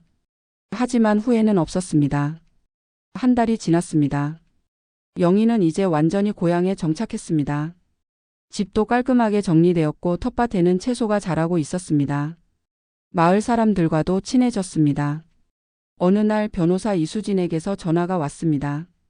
할머니, 며느리 수진 씨가 합의를 제안했어요. 합의요? 네. 대출금 전액을 갚고 형사처벌은 선처를 부탁한다고요. 얼마나 갚겠대요? 1억 원 전액과 이자, 그리고 할머니가 지출한 변호사 비용까지요. 영희는 생각했습니다. 합의를 해야 할까 말아야 할까? 할머니 생각은 어떠세요? 선생님은 어떻게 생각하세요? 제 개인적인 생각으로는 합의하는 게 좋을 것 같아요. 돈도 받고 가족 관계도 완전히 끊지 않을 수 있으니까요. 영희는 고개를 끄덕였습니다. 알겠어요. 합의할게요. 좋은 결정이십니다. 제가 합의서를 준비할게요. 전화를 끊고 영희는 마당에 나갔습니다. 햇살이 따뜻했습니다. 꽃들이 만개해 있었습니다. 이제 정말 끝이구나. 영희는 생각했습니다. 긴 악몽이 끝나가고 있었습니다. 이제 새로운 시작이었습니다. 며칠 후 합의가 성립되었습니다. 수진은 대출금 전액을 갚았고 경찰 조사는 종결되었습니다. 기소는 되지 않았습니다. 하지만 수진과 재혁은 이혼 절차를 밟기 시작했습니다. 재혁이 다시 고향을 찾아왔습니다. 이번에는 민준이와 함께였습니다. 할머니. 민준이가 달려왔습니다. 영희는 손자를 안아주었습니다. 눈물이 났습니다. 우리 민준이 많이 컸네.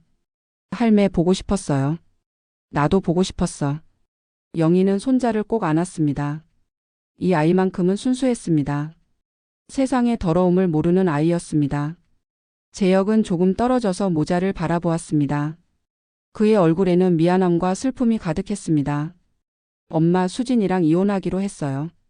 그래? 네. 같이 살 수 없을 것 같아요.